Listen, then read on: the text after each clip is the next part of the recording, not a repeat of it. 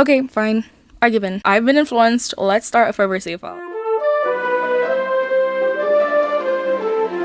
Hey guys, it's myaeomi and welcome to the first episode of my savefile diaries. Today I'll be giving y'all general tips, tricks, inspo, planning, and all that to help you start your very own save file. I know we've all seen videos like starting your own save file, starting your forever save file. What exactly is a forever save file? From my understanding, it came from Minecraft or some other cozy game. It was brought over to the Sims YouTube, and it's basically the save file that you're playing forever. No restarting, no new saves, just placing the households and the lots that you want to make into this one save file. And it sounds like a great idea for people like me who have a history with restarting. You play for a little while, you get bored, and you abandon it forever. Before even entertaining the very concept of a forever save file, you need to know one very important, extremely crucial thing. Hate to love her, love to hear her. The Sims 4 is a very unstable game. Save file corruption is very real and practically inevitable. There's no way, at least right now, to completely prevent it, but there are some ways to fight it off for a little while longer. So with that, proceed with caution. And no, forever might not actually be forever. One tip I'll give you right now though is to make your own blank save. I personally do not want to use the Seriously Sims blank save. I used to use it in the past, but I feel like that's a breeding ground for corruption. Let's be real, it's an old save. There's some risk involved. It's better to just make your own save with all the updates that have been made up to this point. So yes, I did go and bulldoze every single thing myself, and make sure you're saving everything to your gallery, saving them outside of your Sims folder, back everything up before big updates, and also save as when you make big changes to your save file, just so you can have a checkpoint to go back to in case anything happens.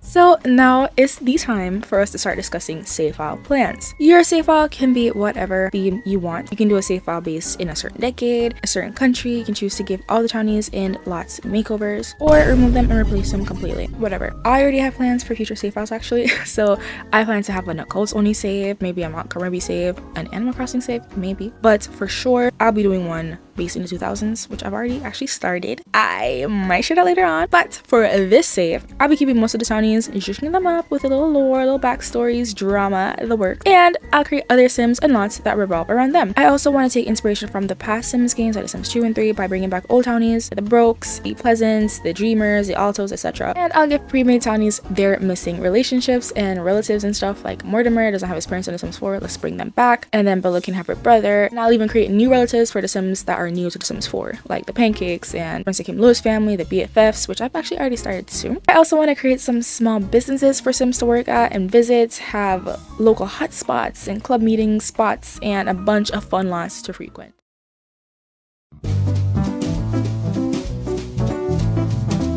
Let's take a quick look at my general map outline and see where all the worlds connect in my game. On the left, we have the American-inspired worlds. We have Granite Falls, Wooooo Mills, and Glimmerbrook, which are all inspired by the Pacific Northwest. Then we have Evergreen Harbor and Copperdale, which I did place in the center of the continent, I guess, because all the Sims would attend that one school. But since I planned to create schools in every world I'm playing in as a custom venue, not an actual school, I think I'm going to move Copperdale back where it should be geologically, which is up by Wooooo Mills, Glimmerbrook, and so on in the Pacific Northwest. And next we have San Sequoia and Delta Valley, which San Sequoia is based on San Francisco, Delta Valley is based on LA, California, all of that. So I have them over on the west side. Then I got Oasis Springs and Strangerville beside each other because they're based on different deserty parts of America. I think Oasis Springs is Arizona and Strangerville is like wherever Area 51 is, I forgot.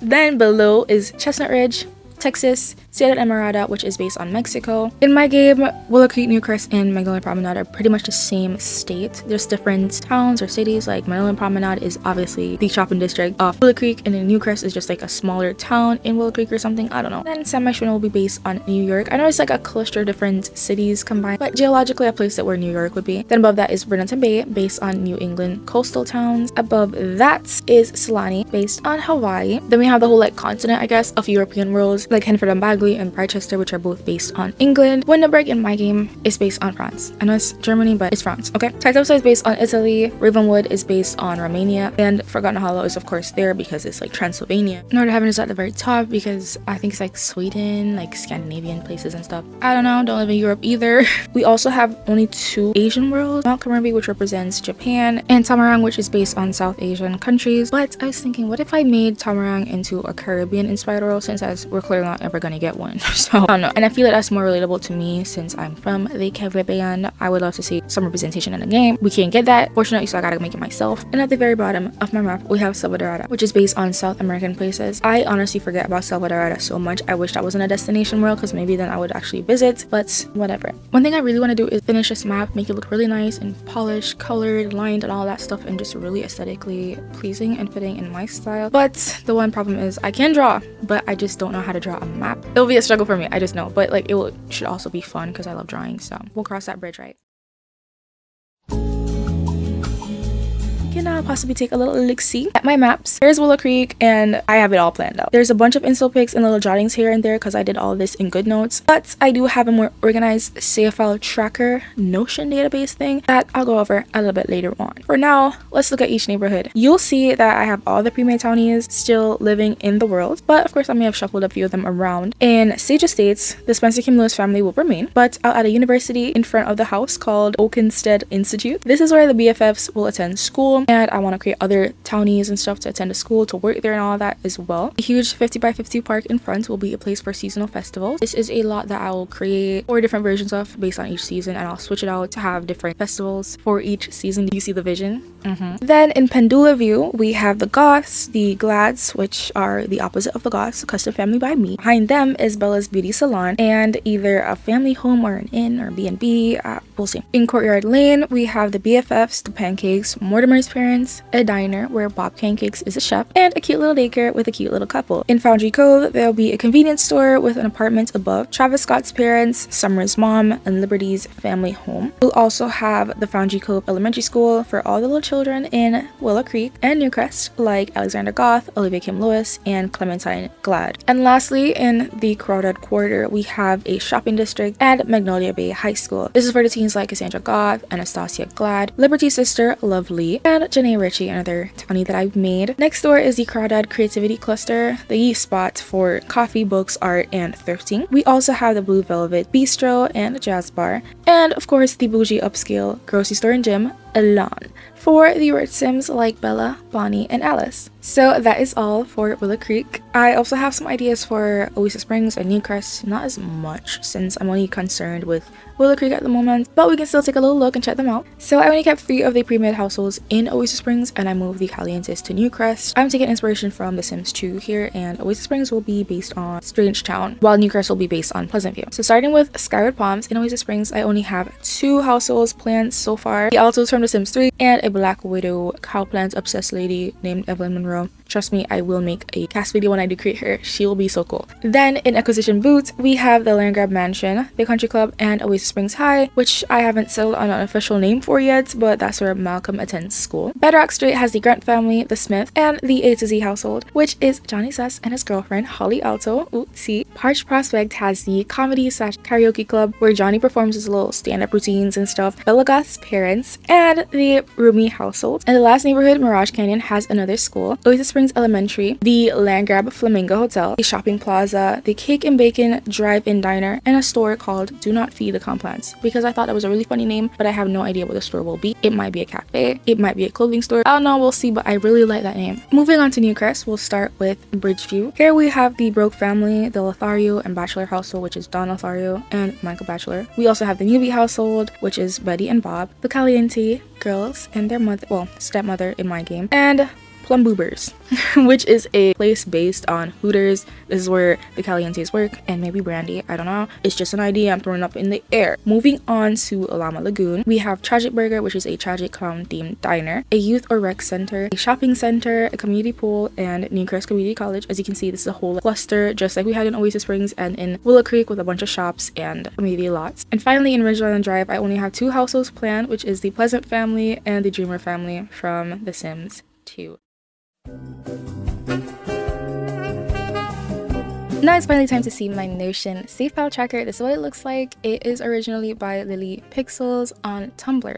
So if you download it, it will not look like this. I did make a lot of adjustments and modifications to my tracker. But if you're interested in seeing like a more in-depth view on my tracker, I'll just be going over it very briefly in this video. But if you want to if you want me to go in depth with it, feel free to ask in the comments. I will be more than happy to make a video just like going through everything, showing you how I made certain changes and stuff in case you're interested. So let's look at what's going on here. We have a bunch of different trackers for each individual, like, I guess, specification. I don't know, what do you call these? Like, you have Sims tracker, household tracker, worlds, calendar. We'll look through them in a second, but I also have this little memo slash to-do list on the side just in case like I thought of anything that I wanted to add to the tracker, like an occult tracker, or maybe I need to add some more careers to this one and like add some icons to the aspirations and traits that I have in the trait tracker. I also have a sim slash household concepts thing here, like maybe more land grabs because that's what the world needs, and some more goths because why not. Below it is the world tracker. I have the table view, which just shows you everything in the world page, I guess.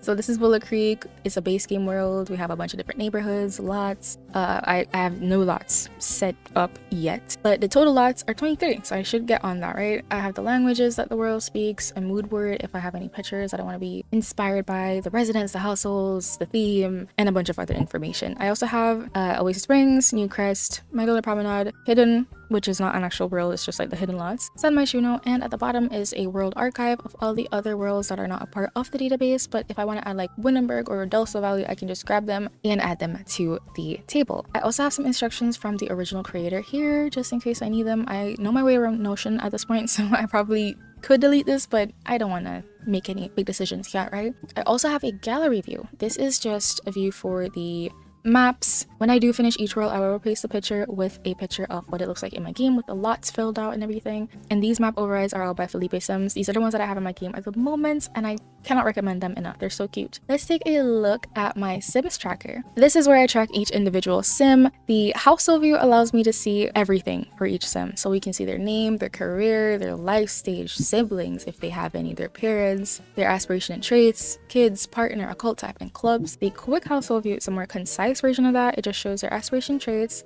their life stage, residence, and their description, and it's very bare because I have not added much information for my sims, but I will get around to doing that eventually. The sims view, I have it filtered by Willow Creek at the moment. This is just like a, I guess, gallery view of the sims. I also have it sorted by life stage, so the eldest sims will appear at the beginning and then the youngest sims will be at the end, and this is what it looks like. I don't really have much pictures added either. We'll get around to it eventually. And then lastly, the world view is for seeing all the sims in a specific world.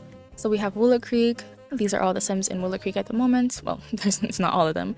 We have the sims in Oasis Springs, in Newcrest, and if I add any more sims in any other worlds, it'll show up here too. Next, let's open the world tracker and see what's going on over here. This is what it looks like. It pretty much is identical to the one that's on my main save file. That's on the main page, but it's a bit more like in-depth, I guess, or more like specific, whatever.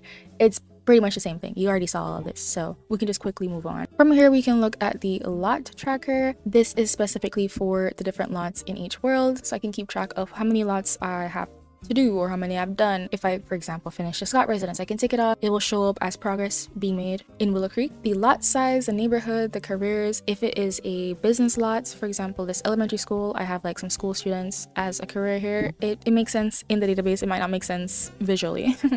Household, sims, lot name, so I can easily find a replacement lot should I need it. Owners, lot types, creator, whether or not the house is furnished, whether or not it's occupied, any CC that I may have used, and any clubs that gather on that lot. And of course, I have the same for like all the other worlds, like Newcrest and Oasis Springs. I don't know why Delso Valley is here. Like, I removed it, but it still shows up here. I don't know. I gotta figure that one out. But let's move on to the next one. This is my calendar, and I'm really happy with how it turned out. At the top, we have 4 different views by season. Each one is color coordinated, obviously, with a little icon. We have by week, Sunday to Saturday. By year, if I finish one year and I want to add a new one, I can just quickly do so right here. And full view is a view of like every single day, every single season, all the holidays on each day, whether or not the day is completed, and what year it is in. At the bottom of this page, I have a holiday tracker, which is very extra. I did not need to do this, but I wanted to. So I can track like the holiday traditions and see how many holidays I use for certain traditions, or what, you know what I mean? Like, sometimes we tend to use the same exact traditions over and over, and I want to make it a goal for the save file to have more variety in my traditions and in my sims traits and stuff. So I don't want to be using the same ones over and over. I have not gone through and added every single one yet, but I will get around to doing that. And at the bottom, I have my holiday traditions tracker, which is once again very extra and very unnecessary, but I did grab them from the Sims wiki, the descriptions, the icons and all. I also have it connected to the holidays, so I can see like, okay, I already use egg hunt for the bunny day, but I have never used like fasting for a holiday, so maybe I need to make one with fasting as a tradition, right? It just keeps me on track, which is I guess the purpose of a tracker, right? Next, let's look at my trait tracker. Since I'm obsessive, I added every single trait from the game. Yes, I did, with icons and the pack. And I also connected it to the Sims tracker so we can see how many Sims have a certain trait. Like, I got a lot of Sims with ambitious and cheerful, but no Sims with erratic. I need to change that. We need some erratic representation, right? I have the traits separated by the different categories: emotional, hobby, lifestyle, social. I have infant traits, I have toddler traits, and I also have child specific traits, which is just one from the reward event. I don't even think I have that one, but I added it for some reason. I don't know. Bonus traits are the traits that came with aspirations, and I can see like what aspiration the traits are assigned to. So yeah, very extra, I know. But I'm not ashamed about it. It's fun. It's very fun. I also have like the packs that each trait are from. Yes, I did add that with icons and everything. And no one asked me to do this. I did it for the love of the game. Literally, I love this game so much. I also have aspirations at the bottom. So animal all the way down to the very last one, which is teen. Okay, why is teen at the, I don't know. But yeah, and if the sim has the aspiration, it shows up. I also have modded aspirations, so if it is from a mod, it will reflect. So here, for example, this one is from the Need Coffee for That new aspirations mod, and Murder McGrath has it, so I can see that like, okay, maybe I don't want to remove that one from my game if I am gonna clean out my CC folder or something. I don't know. But yeah, that's the trace tracker, the trace and aspiration tracker. I probably could say that at the top, but it already says trait on the banner, so I'm not gonna change that right now. Next, we're gonna move on to the clubs tracker. There's nothing here really. It's very barren. I have not really added anything here. It's not my main priority at the moment, but I did add some clubs that I knew I wanted to have, like the Crawdaddies club for Willow Creek, the dads that love fishing. So far we have Dennis, Kim, and Frankly, but they are looking for new members and they will get some eventually. I also have like a meeting spot if the club meets in a certain place. Any activities, which I have not added, but I might make another database just for this because I'm obsessive. What can I say? I love it. I also have a leader as a specific thing versus Sims, so I can see like, okay, if Nancy and maybe 5 other Sims are part of this club, who's the leader? Nancy, clearly she's going to be the leader of the Real Housewives of Oasis Springs. Who else would it be? And Summer Holiday, for example, would be the leader of the University Oakenstead in Willow Creek. She would be the head cheerleader, obviously, clearly. Lastly, we're gonna look at my career tracker. This one is a little bit of a doozy. It's a little bit confusing, but I will try my best to explain what's going on here as quickly and as concisely as I can. So at the top, we have career types, career name, branches, and the career sub-branch. Stay with me now. The career name is like the overall career like category. So medicine, we have doctor, Dr. Oasis Springs, Dr. Willow Creek. If Sims live in Newcrest, they also would be doctors in Willow Creek as well, or medicine career in Willow Creek. Okay. I also have sub branches, which are like specific branches that the sim is a part of. These are based on the Sims themselves, what I believe their position is in that career, right? So let me just look at nutritionist. I only have one Sim in this sub branch. Her name is Happy Holiday. That's Summer's mom. But if we go back to doctor, we also have Don Lothario. He is a medical intern. He's not a doctor. It says he's in the doctor career, but that's like the overarching theme. Medicine, I guess, I don't know, but he's a medical intern. So yeah, that's pretty much the career type. I don't know how I can explain it any better than that. I'm confused myself, I really am. I also have career branches as a specific thing right here. I also have career sub branch as its own specific thing, so I can add the Sims very easily to a specific, yeah, and it's all connected, so the information will update as soon as I add it. So yeah, that's the last one. I don't think we ended off on a really strong note. It's a little bit confusing, I understand, but that is it for today's video. That's it for the tracker, and if you're interested in more savefile videos like this, please give this video a like, subscribe to my channel so you can see when another video drops. I also have a few tiny makeovers already posted and some on the way very soon, and very excited. So don't hesitate to share any ideas with me in the comments, and I will see you all in the next video. Bye!